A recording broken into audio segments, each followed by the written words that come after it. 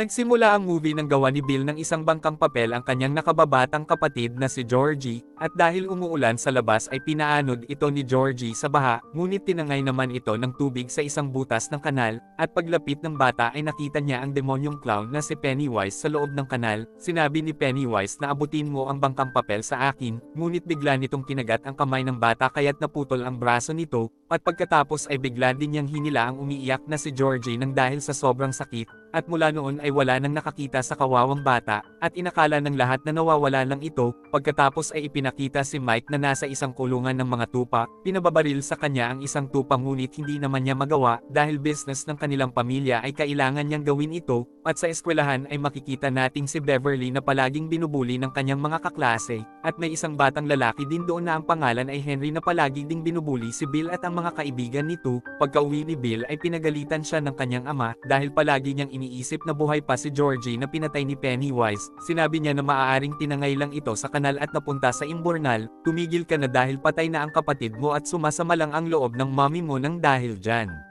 Samantala ay nakakita si Mike ng mga kamay ng mga bata sa isang pinto habang nagde-deliver siya ng mga karne, at nang bumukas ang pinto ay nakita niya si Pennywise, at biglang dumating si Henry sakay ng kotse at binuli siya nito. Samantala ay laking takot naman ng isang kaibigan ni Bill nang biglang lumabas ang isang nakakatakot na babae na nasa painting, at ganito pala ang ginagawa ni Pennywise upang takutin ang mga bata. Isinama ni Bill ang kanyang mga kaibigan sa Byron's, at nabasa naman ni Ben sa history na marami na palang namamatay sa kanilang nayon. Pagkatapos ay nakita niya ang pulang lobo ni Pennywise na hindi naman nakikita ng ibang mga tao sa library, at nang sundan niya ito ay nakarating siya sa basement ng library, at bigla siyang inatake ng isang lalaking walang ulo ngunit nagawa naman niyang makatakas, at pagkalabas ay hinuli siya nila Henry at sinulatan siya nito ng letter H sa kanyang bilbil sa pamamagitan ng isang kutsilyo. Nagawa niyang makatakas ngunit hinabol siya nila Henry. Samantala ay patuloy na hinahanap nila Bill si Georgie sa Barron's at nakita nila ang isang sapatos ng ibang bata doon.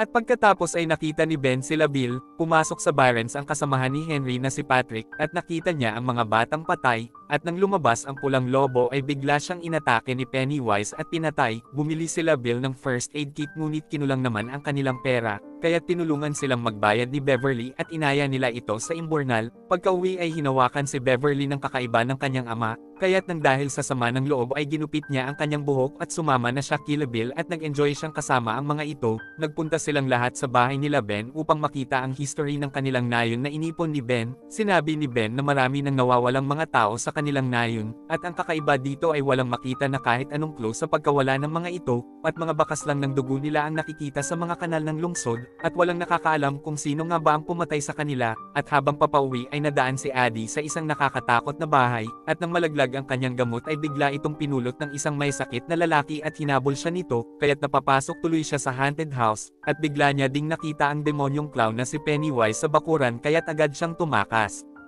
Samantala ay nakarinig si Beverly ng ingay ng mga bata sa lababo, at nang tingnan niya ang lababo ay hinila siya ng mga buhok na lumabas sa butas nito, at pagkatapos ay biglang sumabog ang mga dugo sa lababo kaya't nagsisigaw siya ng dahil sa takot, at nang dumating ang kanyang ama ay parang tila wala lang itong nakita, at sa kwarto ay namimiss ni Bill ang kanyang kapatid na si Georgie. At pagbaba niya sa basement ay nakita niya si Georgie at niloloko siya nito, ngunit ilang sandali ay naging isang demonyo na ang kanyang kapatid, at pagkatapos ay bigla siyang inatake ni Pennywise, kaya't nang dahil sa takot ay agad na nagtatakbo si Bill sa itaas. Ipinakita ni Beverly kila Bill ang kanilang banyo at nakita ng mga ito ang mga dugo sa loob, kaya't nagtaka si Beverly kung bakit hindi ito nakita ng kanyang ama kagabi, at napag-usapan nila na parang may mali talaga dahil nakikita din nila si Pennywise, at sa labas ay nakita nila ang kotse ni Henry, kaya't agad silang umalis upang iligtas si Mike sa mga ito. Samantala ay pilit na ipinapakain nila Henry ang hilaw na karne kay Mike habang binubugbog nila ito. Pagkatapos ay nakita ni Mike si Pennywise na kumakain ng isang kamay ng isang bata.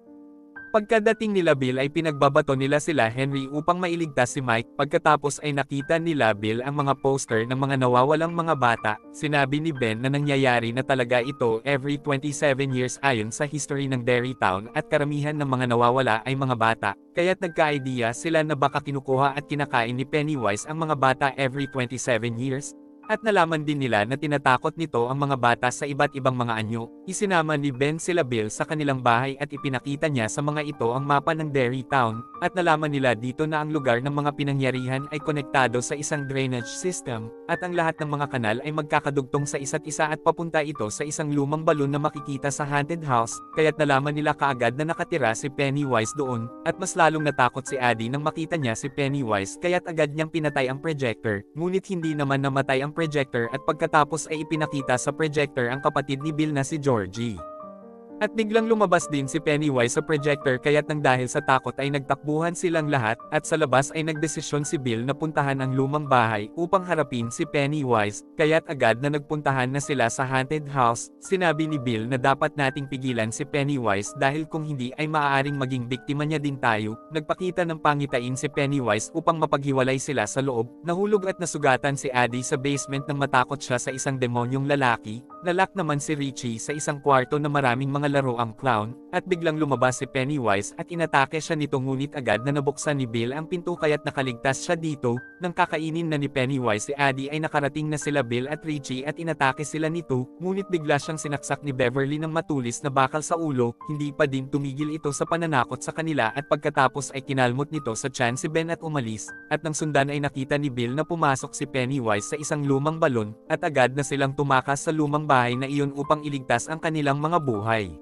Sinabi ni Bill na maghahanda tayong mabuti at pupunta tayo ulit sa bahay na iyon at matapang nating haharapin si Pennywise, ngunit walang sumang-ayon sa kanya maliban kay Beverly, at nang sabihin ni Richie na patay na talaga ang kapatid mo ay nagalit si Bill sa kanya kaya't nag-away silang dalawa. Sinabi ni Beverly sa kanila na ito talaga ang plano ni Pennywise upang mag-away-away at maghiwa-hiwalay tayong lahat dahil alam niya na kapag nagkakaisa tayo ay lumalakas tayo upang harapin siya. Samantala ay nakita ni Henry ang isang lumilipad na pulang lobo sa kanilang letterbox, at nang buksan niya ang kahon ay nakita niya ang isang kutsilyo na nawawala nang habulin nila si Ben, at sinaniban siya ng clown nang hawakan niya ang kutsilyo, at inutusan siya ni Pennywise na patayin ang kanyang ama, kaya't pinatay niya ito habang natutulog, at sa bahay ay pinagtangkaan si Beverly ng kanyang ama kaya't hinampas niya ito ng lababo sa ulo. Nakarating na si Bill kila Beverly at nakita niya ang ama nito sa sahig at ang nakasulat na mensahe ni Pennywise sa dingding na "You die if you try."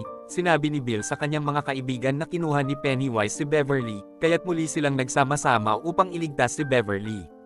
Pagkatapos ay naghanda na sila ng kanilang mga sandata at bumalik na sila sa haunted house, samantala nang mapatakan ng dugo ay nagkamalay na si Beverly, at nakita niya doon ang mga lumilipad na katawan ng mga namatay na mga bata, at inatake siya ni Pennywise nang subukan niyang makatakas. Tinakot siya nito ngunit hinarap siya ni Beverly ng buong tapang, at nawala ng malay si Beverly nang dahil sa liwanag na nakita niya sa bunganga ni Pennywise. Nagbabaan na sila Bill sa balon at nang bababa na si Mike ay inatake siya ni Henry. Sinubukan siyang patayin ni Henry kaya't itinulak niya ito sa balon. Nahiwalay si Stanley kila Bill at bigla siyang inatake ng babaeng nasa painting, at pagkadating nila Bill ay nakita nilang kinakain si Stanley ng babaeng demonyo at ilang sandali ay naging si Pennywise na ito at nawala. Nang makita ni Bill ang kanyang kapatid na si Georgie ay hinabol niya ito hanggang sa makita niyang nakalutang sa hangin si Beverly. Patuloy na hinabol ni Bill si Georgie, at hinila nila Ben si Beverly at nakita nila ang mga nakalutang na mga bata. Dahil hindi magising ay hinalikan ni Ben si Beverly kaya't nagkamalay na ito.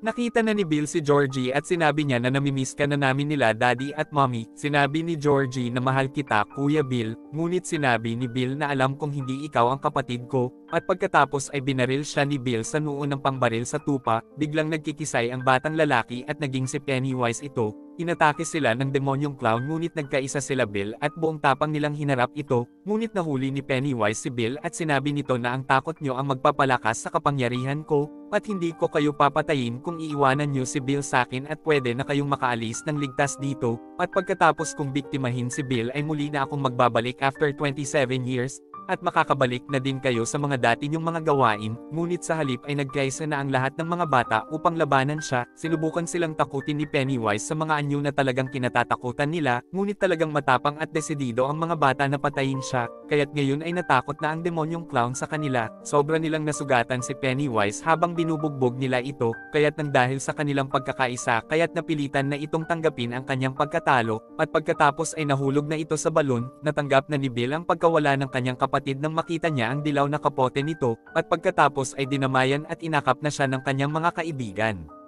Nang matapos ang summer ay ipinaalam ni Beverly sa kanyang mga kaibigan na nung mawalan siya ng malay ay nakita niya na muli silang makikipaglaban kay Pennywise sa pagtanda nila, kaya't naghiwa sila ng kanilang mga palad bilang pangako sa isa't isa na babalik silang lahat kung muling magbabalik si Pennywise. Pagkatapos ay nagpaalam na sila sa isa't isa, at bago maghiwalay ay inamin ni Bill ang nararamdaman niya kay Beverly at nag-kiss na sila.